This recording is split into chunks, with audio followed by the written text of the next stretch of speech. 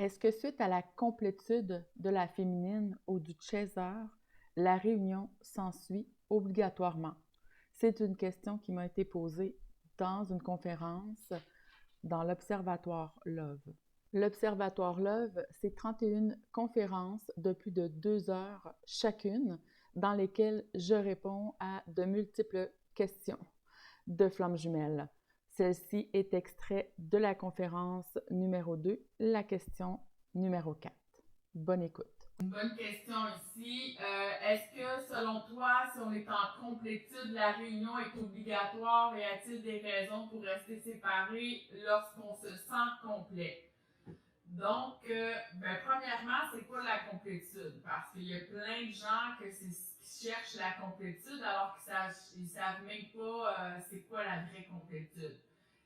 C'est pas une complétude d'être en paix et d'accepter mentalement, ok, j'accepte de pas faire de coupe, puis si on se revoit pas, c'est correct. Non, ça c'est pas du tout être en complétude. Être en complétude, c'est être centrique. C'est-à-dire d'être en capacité d'être vrai et authentique en tout temps, en toutes circonstances.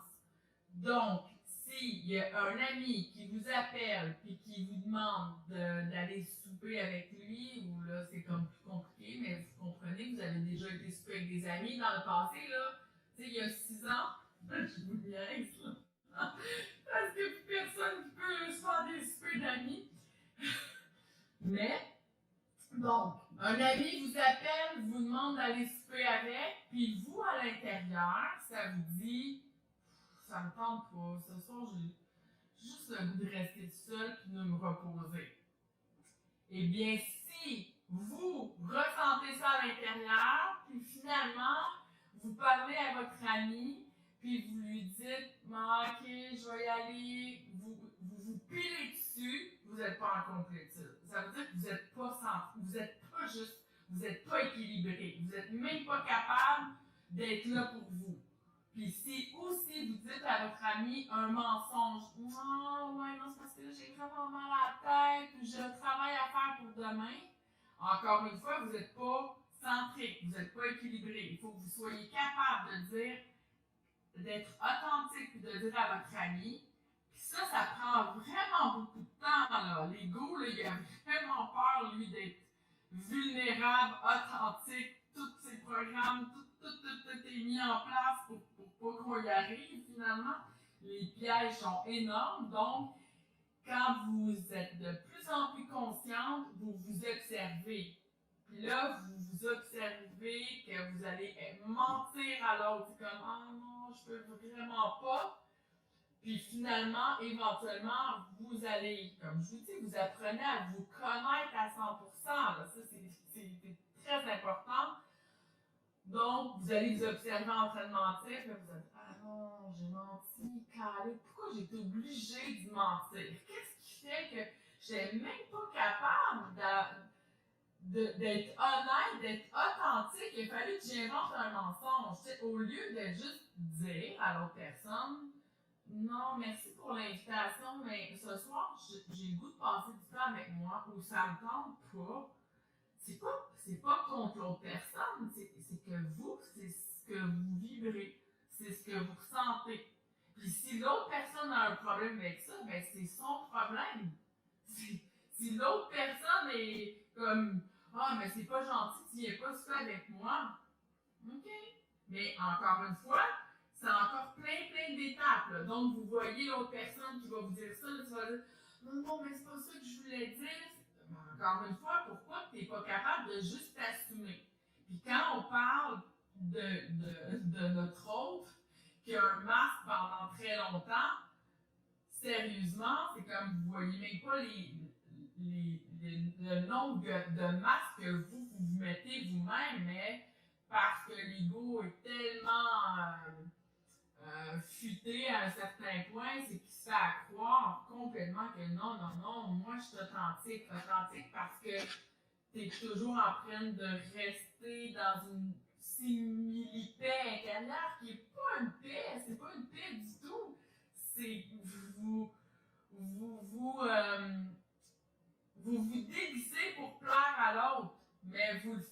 manière gentille, joyeusement, non, je peux pas. Puis vous pensez que vous êtes en complétude. Donc, c'est pas. La complétude, c'est vraiment d'être authentique en tout temps, dans toutes circonstances, au travail, avec les amis, avec la famille, avec vos enfants, avec vous-même. Vous vous motivez de faire quelque chose. La complétude, c'est pas de se motiver à faire quelque chose. Quand tu veux vraiment faire quelque chose, c'est un élan, ça se fait tout seul. T'es pas en train de dire, oh ouais, let's go. Puis là, il faut que je fasse ça, puis il faut que je sois bonne, il faut que j'arrête de fumer. Ah oui, ça, c'est une autre affaire. Je dois arrêter de manger de la viande, je dois arrêter de manger, telle affaire, je dois faire ci, je dois faire ça. C'est quoi cette affaire-là? C'est comme, encore une fois, si tu es en train de fumer ou de manger encore du sucre, il y a une raison pourquoi que ça fait ça en ce moment. C'est une béquille, c'est une sécurité. Tant que tu vas pas le voir, puis c'est ça de la conscience. La conscience, ça, c'est de la lumière. La lumière, c'est qu'on voit les choses.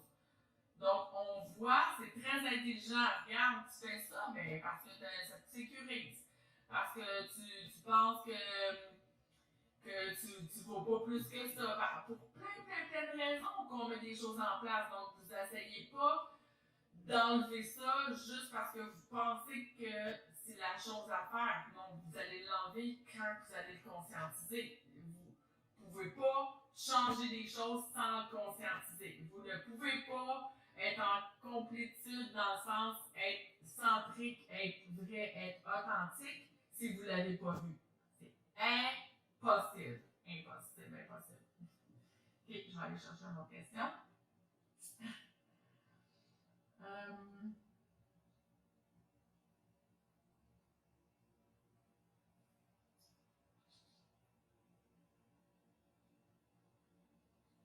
Ça fait quoi quand on se pète la gueule énergétiquement? Je pense que ça, j'ai pas besoin de l'expliquer parce que ça fait que tu te sens plus astralisé. Quand je dis astralisé, c'est que tu deviens comme possédé d'une certaine manière, tu pognes les nerfs plus vite, t'es en furie après toi, après la vie, tu vois du noir, c'est comme tu descends en vibration. C'est pas compliqué, là. Tout le monde, vous l'avez déjà senti quand vous devenez, comment qu'elle a dit ça, quand on se pète la gueule énergétiquement, mais c'est ça, moi, t'es astralisé. Donc, astralisé, c'est que tu es rentré dedans par l'ombre. Tu as des failles, puis là, c'est comme, tu le sens, tu le sais, tu te sens pas bien, tu te mets à douter, tu te mets à en vouloir à ton autre, à la terre entière, au parcours, aux flammes jumelles, puis là, tu cherches de la sécurité extérieure, des tirages de cartes, toutes sortes d'affaires pour venir te sécuriser, mais c'est juste parce que tu es astralisé. Donc, c'est ça. C'est ça de se péter la gueule énergétiquement. Donc,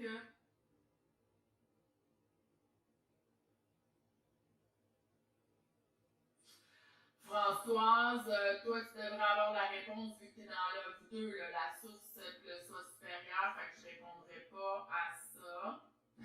je vais te répondre en accompagnement parce que c'est pas tout le monde qui est rendu là. Désolée. Le jumeau a-t-il aussi un soi supérieur? C'est le même soi supérieur.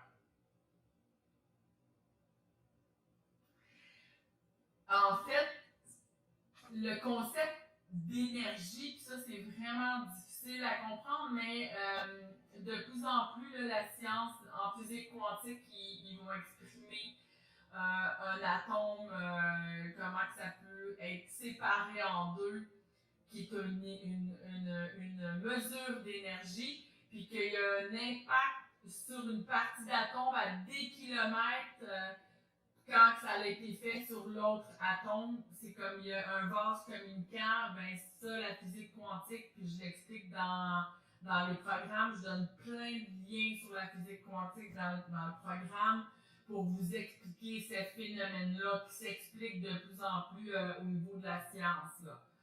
Donc, c'est pas la même âme parce que l'âme, c'est comme un corps, un contenant, comme la personnalité, comme l'ego. Donc, ça, vous le voyez très bien, vous n'êtes pas dans le même corps. L'âme non plus. Ça, c'est astral. Fait qu'on, dans le New Age, on vous fait croire que c'est la même âme. Vous allez découvrir éventuellement que c'est pas la même âme, mais c'est le même soi supérieur parce que le soi supérieur, c'est dans le non manifesté, c'est dans un autre plan énergétique qui est cette énergie-là, qui est une boule d'énergie, une boule de feu, une capacité de se diffracter, c'est vraiment le mot, c'est une diffractation de l'énergie pour descendre dans la matière, puis ça se diffracte en plusieurs morceaux et c'est très difficile à comprendre, mais vous avez sûrement déjà entendu ça, c'est qu'on vit, on est des êtres multidimensionnels, puis on vit certaines parties du soi supérieur, même vont vivre dans des vies simultanées. Donc, et votre jumeau, c'est la personne qui a le plus l'empreinte énergétique la plus juste dans tout l'univers. Puis c'est un chemin, c'est pas tout le monde qui est flamme jumelle, c'est un chemin qui est fait à deux. Ça, c'est plutôt rare. C'est comme les jumeaux, là, comme qu'on voit les mamans qui accouchent de jumeaux. Puis c'est un parcours en duo qui est beaucoup plus rapide dans le cycle d'incarnation parce que, oui, on a une vibration, une capacité énergétique qui est beaucoup plus grande que beaucoup de gens. Puis à chaque fois qu'il y a eu des changements de race, racine, on est en train de changer de la 5e race à la 6e race racine, ben, nous, c'est notre fonction. C'est la fonction, on a des énergies qui ont des fonctions différentes. Il y en a que ça va être mettre des nouvelles technologies. Je donne des exemples comme ça, mais nous, les jumeaux, on vient mettre fin, on vient libérer des mémoires de l'ancienne racine pour commencer une nouvelle. Là, quand on arrive justement à avoir libéré les mémoires de la race racine de la 5e, on est en capacité de mettre en place des mémoires pour des nouvelles expériences, parce que les mémoires, c'est des expériences finalement pour la nouvelle race, la 6e.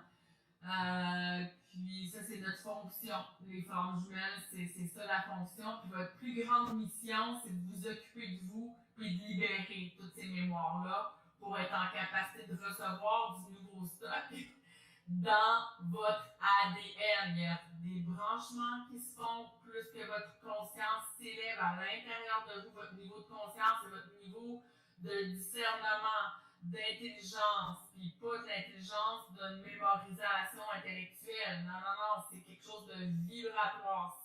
La conscience, c'est vibratoire. C'est de l'énergie très puissante, puis il faut que vous soyez en capacité. Donc, pour être en capacité de recevoir, ben, il faut que vous ayez vidé le vieux. Alors, ça, c'est vraiment des concepts très importants. Je vais aller chercher une autre question.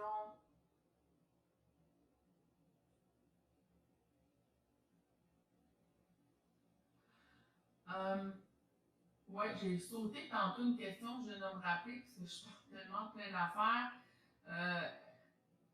On m'avait demandé si c'est sûr qu'on revient avec le jumeau, puis là, je reviens voir. Bon, si c'est votre jumeau, effectivement que le but, c'est qu'il y ait une réunion.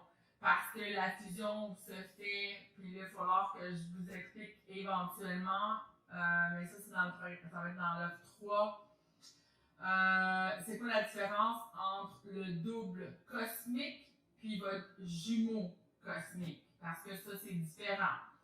Puis, en fait, votre première fusion doit se faire avec vous et le soi supérieur, puis votre autre, ben, il doit faire une connexion aussi. Ça se fait en même temps. Puis, éventuellement, c'est une fois que vous avez intégré tout ça, que vous êtes en capacité de vibrer l'amour juste. Parce que tant que vous êtes encore dans les mémoires de la 5e race, c'est impossible que vous vibrez un amour juste. Vous vibrez un amour de peur et c'est pas le rayon d'énergie d'amour que vous vibrez. Vous n'êtes même pas en capacité de recevoir ce rayon-là. Puis il y a deux autres rayons avant. Il y a 3 rayons en tout. Il y a le rayon de l'intelligence. Puis quand je dis l'intelligence, je vous le dis, c'est pas l'intelligence intellectuelle du mental inférieur. C'est une plus grande intelligence, donc c'est au-delà de la dualité. C'est dans l'unicité de toute chose, donc tu ne vois plus la vie de la même manière. Il y a le rayon d'énergie, de la volonté, puis là je rentre dans des gros concepts. Je pensais pas me rendre là. Je veux pas vous perdre dans tout ça. Puis là, je viens d'avoir une question, est-ce que les tierces bloquent quelque chose? Il n'y a rien qui bloque tant que vous êtes conscient de ce qui se passe. Plus tu t'ouvres à avoir des informations, la tierce, les entités qui viennent vous parasiter, parce que oui, il y a des entités qui sont là pour vous faire des pièges. Mais les pièges sont là pour ne pas vous faire accéder trop rapidement à une réunion parce que vous seriez incapable de la maintenir.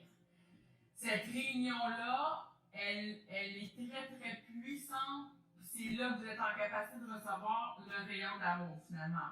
Pas l'amour terrestre romantique comme qu'on vous a expliqué. Cet amour-là, c'est un amour mental supérieur. C'est beaucoup plus froid. C'est un équilibre. Il n'y a aucun compromis. C'est l'équilibre total du respect comme à haut niveau, à tous les niveaux. Puis c'est un engagement qui est total aussi. C'est une volonté absolue. C'est une totale équipe qu'on met en place. C'est un partenariat qui ne peut plus se défaire. Parce que là, on monte dans les niveaux de conscience et plus on monte dans les niveaux de conscience, plus l'énergie s'harmonise et plus l'énergie fusionne. Donc, et la fusion, elle est en premier lieu, comme je l'explique, avec votre soi supérieur. Si vous n'avez pas vous-même fusionné avec votre soi supérieur dans cette énergie-là, pour être en capacité de créer un canal entre vous et vous, pas entre un médium et votre soi supérieur, là, entre vous et vous. Ça, c'est-à-dire que te casser toutes les formes extérieures de comment tu devrais être, quand tu devrais agir comme ça, et que tu es rentré complètement dans ton identité. Ça, c'est vraiment important de comprendre que plus vous allez essayer de suivre le collectif, même le collectif de flammes jumelles, c'est un gros piège de suivre le collectif de flammes jumelles. Ça peut vous empêcher parce que vous rentrez dans une énergie d'égrégore qui vous tire vers le bas.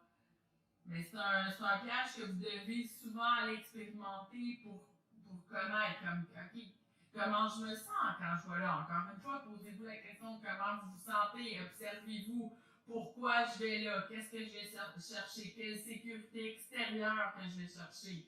Alors que vous devez vous revenir vers vous. C'est à l'intérieur que vous devez trouver votre sécurité.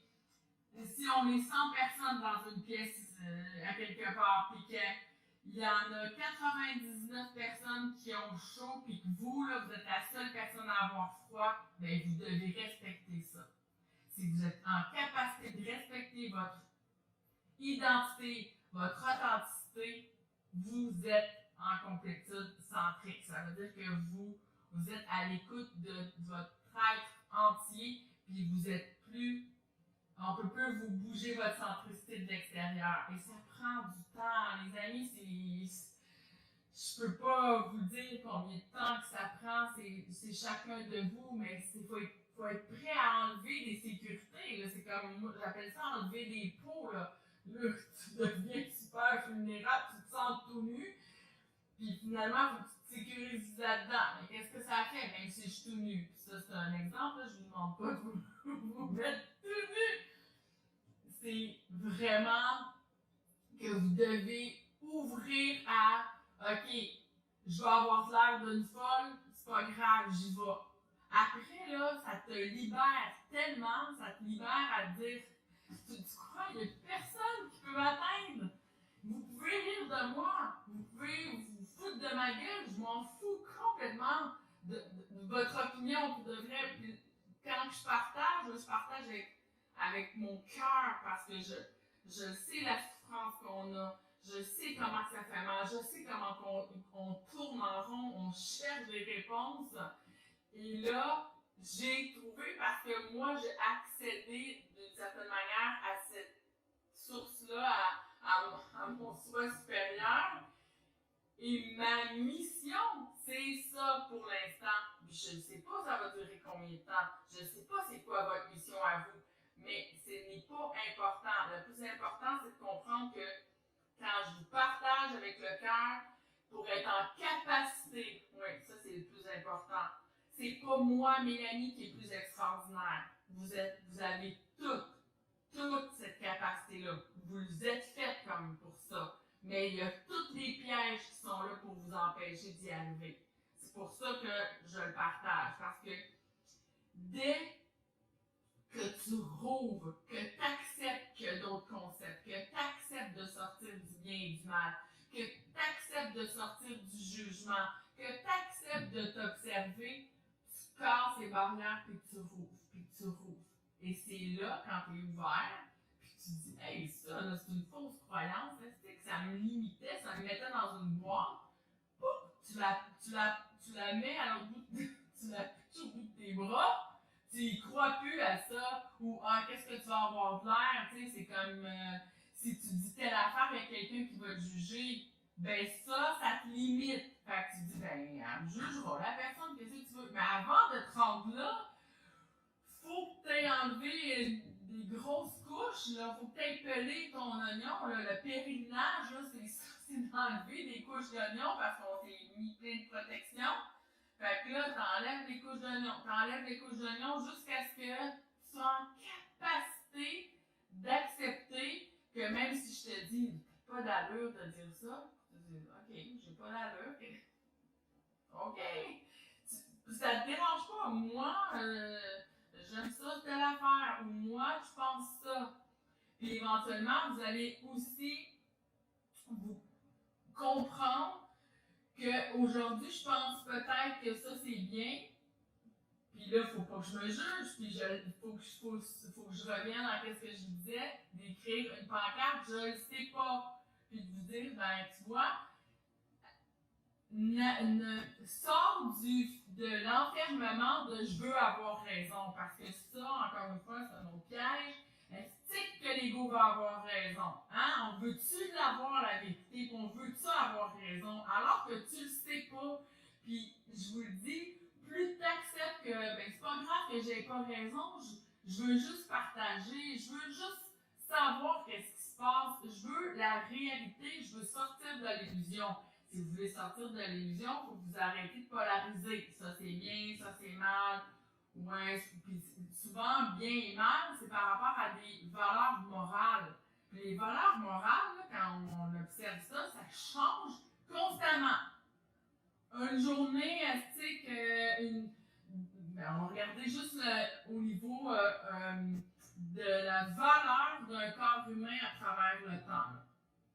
À travers le temps, un corps humain, dans le temps des cavernes, je sais pas, moi, il faut que tu aies de la graisse, il faut que tu sois fait fort là, pour avoir une famille. je recule bien loin, mais c'est juste image. Puis après ça, c'est comme, ah là, c'est devenu là, une petite maigre, là. C'est comme pas de sein, pas de fesses, pas de hanches, ça vaut quelque chose.